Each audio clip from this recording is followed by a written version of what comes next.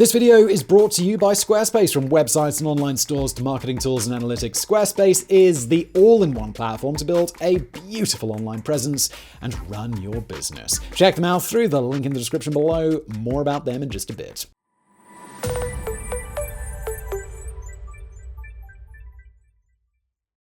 Since the dawn of man, there's always been this intense fascination with mountains. Maybe it's the allure of great heights, of being closer to the stars and farther away from humanity, or the thrill of seeking adventure. Regardless of the reason, the fact remains that some mountains simply shouldn't be climbed. When considering some of the deadliest mountains in the world, our minds immediately go to mountains like Everest in the Himalayas or Matterhorn in the Alps. Their status as dangerous mountains is indisputable. However, there's a lesser-known massif in the Himalayas that contains some of the world's deadliest peaks known to man: Annapurna. Annapurna is a massif which, in geological terms, is a section of Earth's crust that's marked by different faults. Massifs are compound groups of connected mountains that contain one or more summits, ultimately forming independent mountain ranges within a greater mountain range. The best example is the Himalayas, a mountain range featuring several massifs, including Annapurna. To understand why this lesser-known massif in the heart of Nepal appeals to such a vast number of explorers, one must consider the numbers. As of 2021, only 298 people have successfully summited the mountain.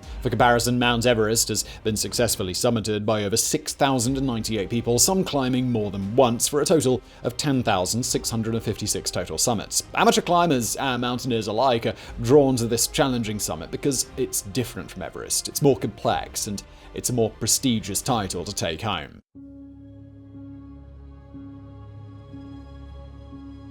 Annapurna's interesting name comes from the Hindu religion. It is named after the goddess of food and nourishment. The name itself can be translated to everlasting food, as it's derived from two Sanskrit words: Puna, which means filled, and Anna, which means food. The Annapurna Massif has many peaks. Annapurna 1 is the main peak within the massif and is the 10th highest in the world and the 9th highest in the Himalayas, with a height of 8,091 meters, which is 758 meters less than Everest. There are a further 16 peaks over 7,000 meters, 5 peaks over 6,000, and the range spans 55 kilometers of the 2,400 kilometer length of the Himalayas. Each peak is unique in height and shape, but the conditions remain almost identical across the massif, and those conditions can be inhospitable.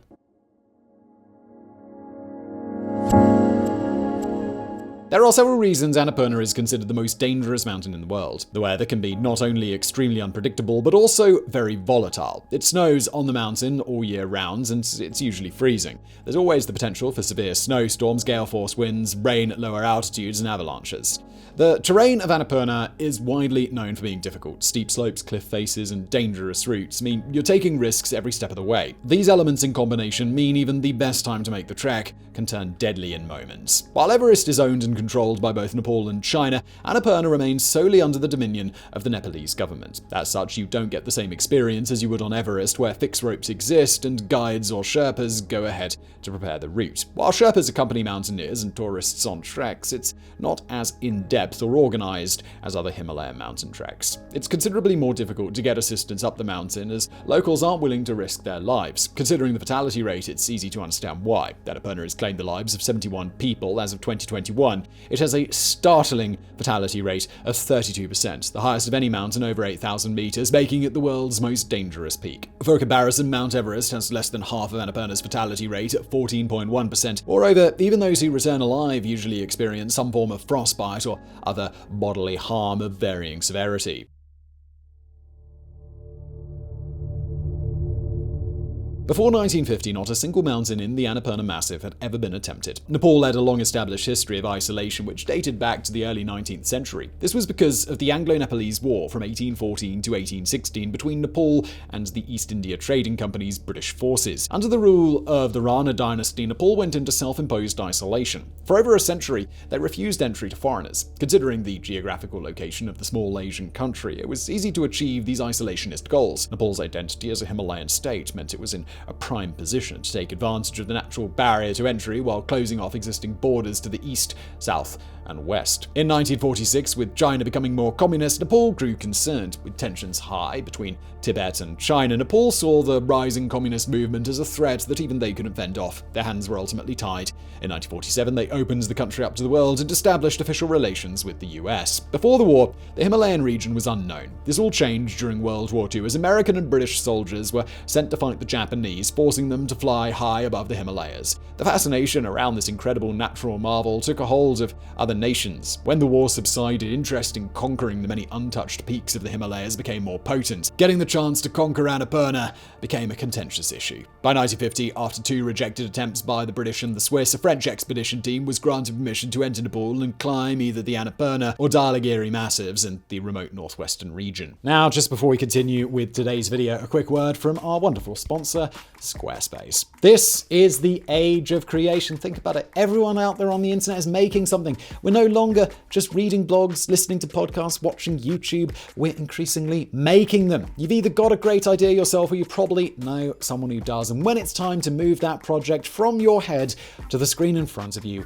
that's where Squarespace comes in. It's the perfect web tool to help you fashion the internet into whatever you want it to be. Maybe you're the hands-on type with lots of opinions and ideas about what exactly your website should look like. If so, very cool. Squarespace gives you all the customization options you could ever want with no updates, no patches, no technical nonsense to worry about. Or maybe you just need something functional, something that works with minimal thought so you can stay focused on the content and not the coat of paint. Just use one of their quick, beautiful templates to make a website that's fresh and for you. And once you're done setting up your website, locking in the name, maybe playing with some of the colors, there's a ton of extra features that Squarespace provides so that your site can thrive. Email campaigns, patronage portals, social integrations, member-only areas, analytics, commercial options, 24/7 customer support, really everything you need is in one place. So when you're ready to get started on the next web project of yours, big or small, if it involves a website, do it with Squarespace. Go to squarespace.com for a free trial, and when you're ready to launch your new site, go to squarespace.com/geographics to save 10% off your first purchase of a website or a domain.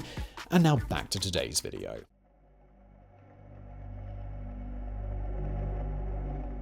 Upon receiving the go-ahead from the Nepalese government in 1949, a team of mountaineers were assembled by influential French mountaineer Lucien Devies. He picked experienced amateur Maurice Herzog to lead the expedition. The rest of the team was filled out by 3 mountain guides, 2 amateurs, a doctor, a photographer, and an interpreter who also acted as their transport officer. On March 30th, 1950, they departed Paris for New Delhi. They immediately travelled to Lucknow to meet with Ang Tharkay, the expedition's lead Sherpa. From Lucknow, they'd travel to the Nepalese border and travel by truck through the Nepal jungle to reach Butwal, a village on the outskirts of the mountainous region. 2 members of the expedition, Lionel and Lionel Terray, went ahead on horseback. The other mountaineers were joined by 150 porters who carried their equipment and supplies as they travelled on foot to the Gali-Gandaki River. On April the 17th, they got their first look at Dhaulagiri. After the initial awe of the mountain subsided, they inspected the mountain from a practical standpoint, raising concerns about how possible it would be to climb the mountain due to its rigid shape. At this point, Annapurna 1 wasn't even in sight as the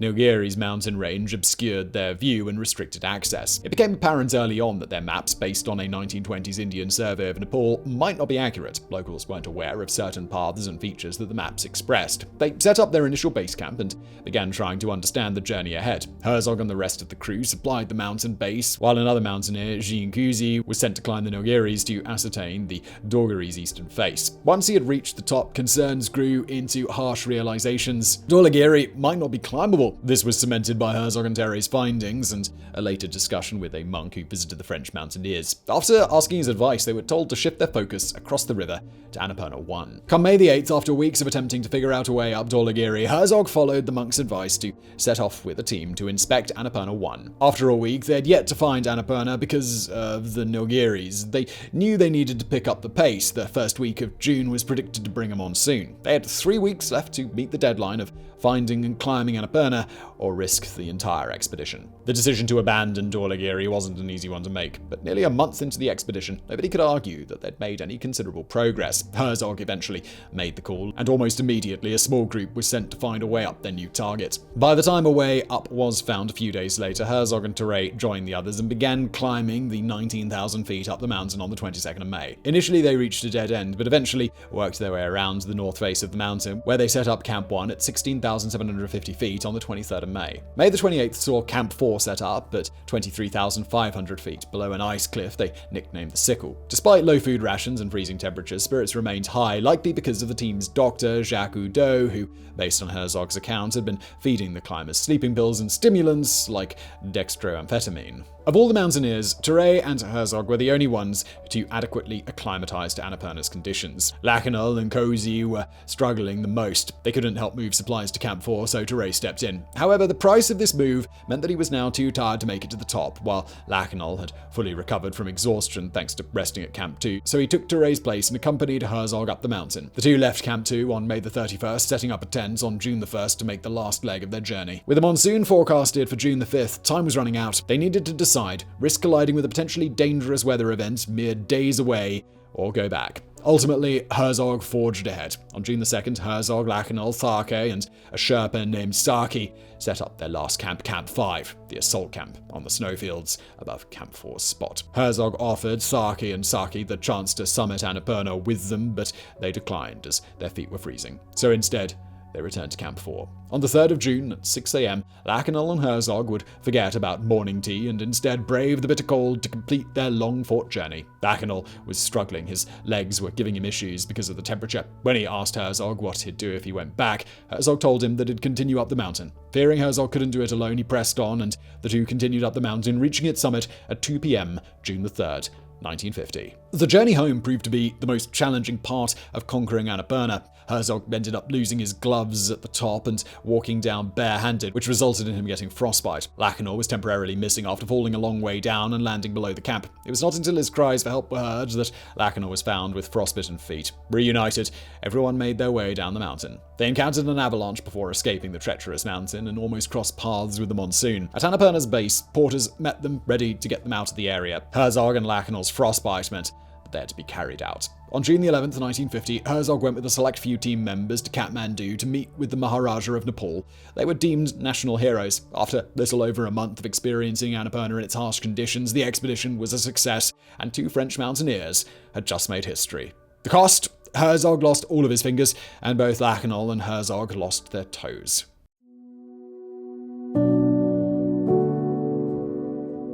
Herzog remained in hospital for a year, and during this time he'd write a book detailing the journey, which he released a year later in 1951. Herzog got all members of the expedition, including Lionel, to sign an undertaking not to discuss or write about their experiences on Annapurna. For 5 years, Herzog was the only one permitted to write about the expedition. In 1955, Lionel's untimely death rocked the mountaineering community. His death resulted from a skiing accident. A year later, in 1956, a book by Lionel about the Annapurna expedition was released. But Herzog's brother, Gerard, would take firm control of the censoring of Lionel's account of the expedition, released as the Vertigo Notebooks. Gerard redacted any negative elements of Lionel's account and inflated the overall scope and spectacle of the expedition to correlate more with Herzog's view of events as to not weaken the heroic narrative that had been created. Herzog's already published account was threatened by Lionel's Vertigo Notebooks, which he intended to release before his untimely death. By all accounts, neither Herzog nor Lionel liked or respected one another. The redacted account of Annapurna, detailed in the Vertigo Notebooks, gave credibility to Herzog's assertion that Lionel wasn't a reliable guy, a claim that Herzog would reflect on in 2000, saying that maybe he was unfair. In 1996, after a concerted effort undertaken by Lionel's son, who had grown up and realized the deception, the unredacted version of the Vertigo Notebooks was released, causing controversy over the nearly 5 decades old trip. While Lionel was known as an honest man, it was Herzog's legacy that caused the most disruption in the account of the 1950 expedition. He was known to inflate details to make them more interesting than they were. It didn't help that new information was coming to light decades later that contradicted aspects of the journey as told by Herzog, while also weakening his overall credibility. It was minor details like the weather, how long aspects of the journey took, or how tough parts of the expedition were. Regardless of their size, the contradictions were there, and loose ends mean that it's easy to pull at the threads until there's nothing left but unspun yarn. These varying accounts and somewhat scandalous revelations planted a seed of doubt in people's minds. Not all of them, but some. To many more, Annapurna 1's summit was reached that fateful day in 1950 by Maurice Herzog and Louis Lachenal.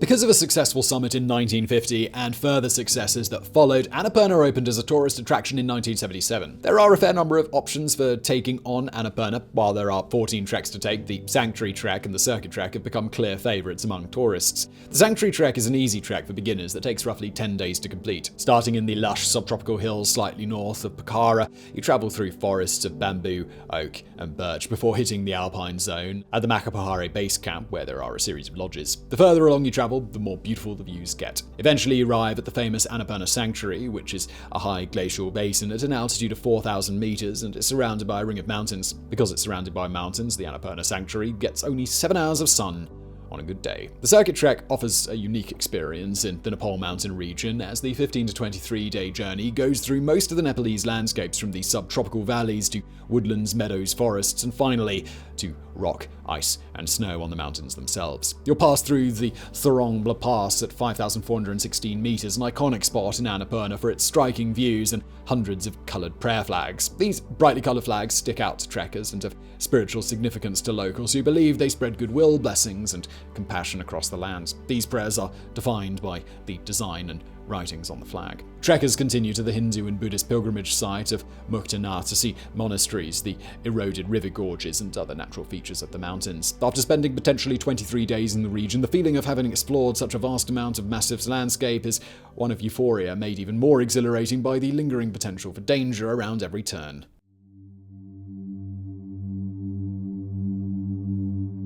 On October 14, 2014, Nepal experienced one of the worst trekking disasters in its history. Severe snowstorms gripped the valley and set off avalanches on and around the Annapurna and Dhaulagiri massifs. Within the space of just 12 hours, Cyclone Hudhud brought an incredible 1.8 meters of snow. This was one of the worst cyclones in decades. However, what made the difference between the devastation of the last cyclone on record and Cyclone Hudhud was the change in the Nepal mountain range due to the influx of tourists. During Cyclone Hudhud, 518 people were on the Annapurna trails, of which 305 were foreign trekkers. The Manang and Mustang districts, 2 of 11 districts which surround the massif, were left without power, cell reception, or internet. As a result, they could not communicate effectively with rescue teams. A local guide was the first to bring the situation to the attention of the Israeli embassy in Kathmandu when he delivered a note written in Hebrew by one trekker to employees who alerted the Nepal government. October the 15th saw the first 21 trekkers and guides from Germany, Nepal, and Slovakia rescued.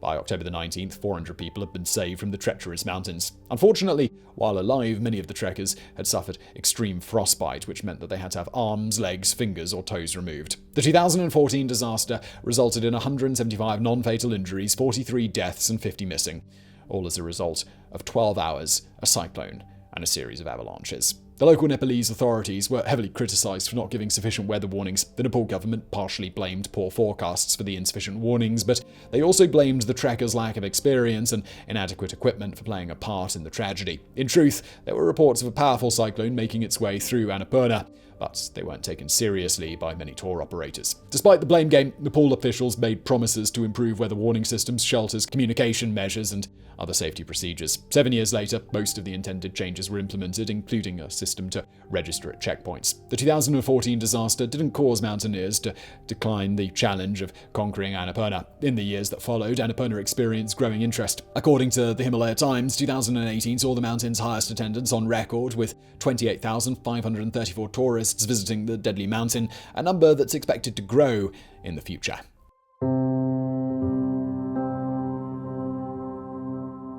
Intense weather isn't the only threat. Human interference is changing the landscape of the Himalayas at breakneck speed. Mountain climbing was once for an explorer trying to test their mettle against the elements, but an emerging market threatens the elite membership. Mass market 8,000-meter climbing. Mass market mountaineering's goal is to make these treacherous hikes as accessible as possible. After all, as exposure to these fantastic places has increased, it's only natural that people would want to go. This means not holding back on all the resources at tour operators' disposal to streamline the process. At a glance, the most significant risks associated with this are climbers' safety and health. However, there are questions as to what effect this will have on the natural landscape of Annapurna, but some may be answered by another mountain in Nepal, Everest. Everest is almost as well known for being a tremendously dirty mountain as it is the tallest. Like Annapurna, Everest is host to an influx of amateur climbers, led single file up and down the mountain. Discarded gear and feces abound, meaning it has been treated like an oversized landfill. Thanks to a much lower rate of successful summits up Annapurna, it's avoided becoming another Everest. However, as tour companies seek to replicate Everest's model of maximizing capacity over sustainability, Annapurna risks following the same trend. With more foot traffic and unpredictable weather, it's hard not to wonder how long it will take before the remnants of past journeys up the mountain reveal themselves. However lasting the local ecology systems in the villages surrounding the massives are, remains to be seen. Annapurna promises anyone who conquers its highest peak a taste of glory known by very few mountaineers. Despite the knowledge of dangerous conditions and the potential for death looming heavily over every journey, that hasn't deterred climbers from embracing this massive and the various peaks that it offers. As recently as November 6, 2021, 3 Ukrainian mountaineers conquered the southeast ridge of Annapurna 3. It was their second attempt since an earlier one in 2019. The dangerous journey marks another historic moment in the massive's long history. So what is it that draws us to these daunting mountains and journeys filled with potential perils? Call it chasing adrenaline, or fame, or just pure love for the natural wonders of the world. Regardless, the fact remains that Annapurna will feel the steps of trekkers for decades to come. How many return from this dangerous journey is a whole different story.